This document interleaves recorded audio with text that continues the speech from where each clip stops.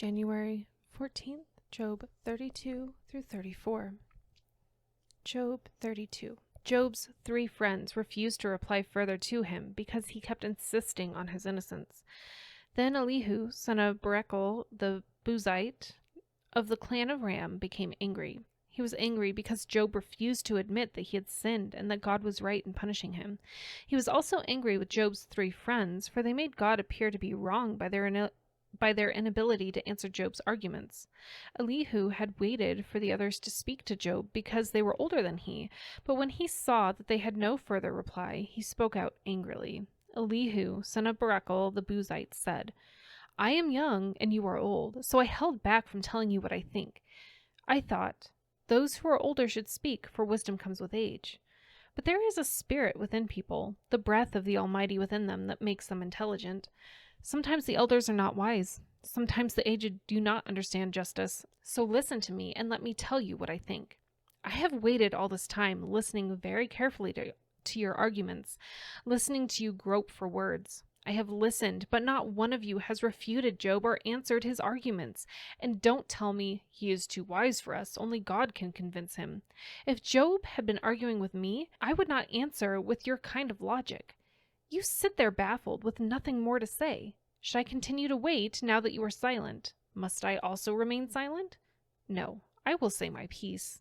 I will speak my mind, for I am full of pent-up words, and the spirit within me urges me on. I am like a cask of wine without a vent, like a new wineskin ready to burst. I must speak to find relief, so let me give my answers. I won't play favorites or try to flatter anyone, for if I tried flattery, my Creator would soon destroy me. Job 33. Listen to my words, Job. Pay attention to what I have to say. Now that I have begun to speak, let me continue. I speak with all sincerity. I speak the truth, for the Spirit of God has made me, and the breath of the Almighty gives me life. Answer me if you can. Make your case and take your stand. Look, you and I both belong to God. I, too, was formed from clay. So you don't need to be afraid of me. I won't come down hard on you. You have spoken in my hearing, and I have heard your very words. You said, I am pure, I am without sin. I am innocent, I have no guilt. God is picking a quarrel with me, and he considers me his enemy. He puts my feet in the stocks and watches my every move. But you are wrong, and I will show you why. For God is greater than any human being. So why are you bringing a charge against him? Why say he does not respond to people's complaints? For God speaks again and again, though people do not recognize it. He speaks in dreams and visions of the night, when deep sleep falls on people and they lie in their beds. He whispers in their ears and terrifies them with warnings. He makes them turn from doing wrong. He keeps them from pride. He protects them from the grave, from crossing over the river of death.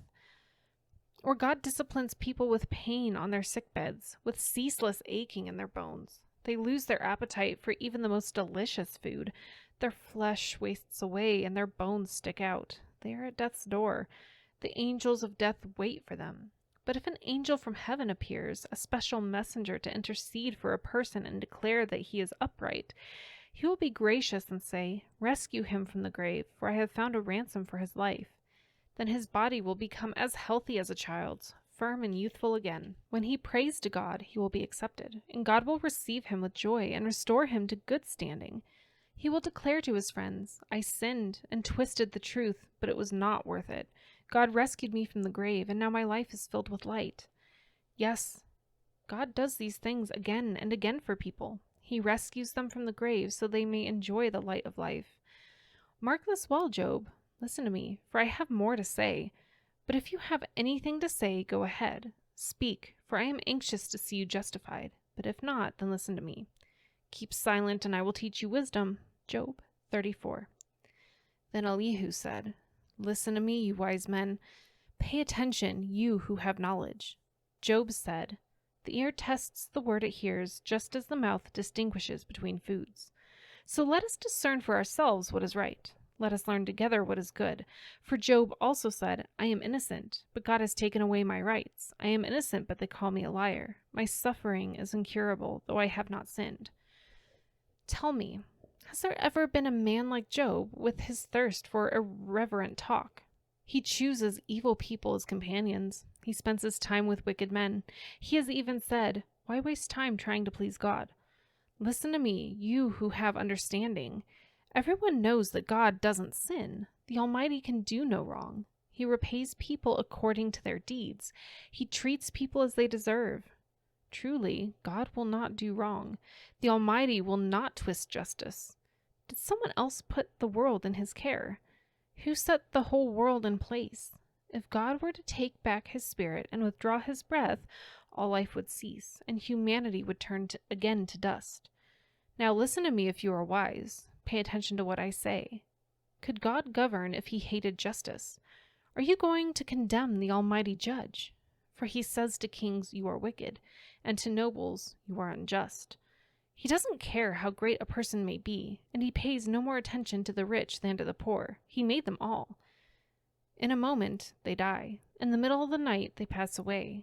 The mighty are removed without human hand, for God watches how people live. He sees everything they do. No darkness is thick enough to hide the wicked from his eyes.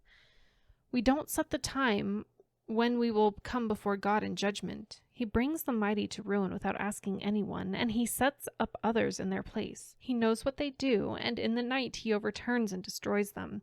He strikes them down because they are wicked, doing it openly for all to see, for they turned away from following him. They have no respect for any of his ways.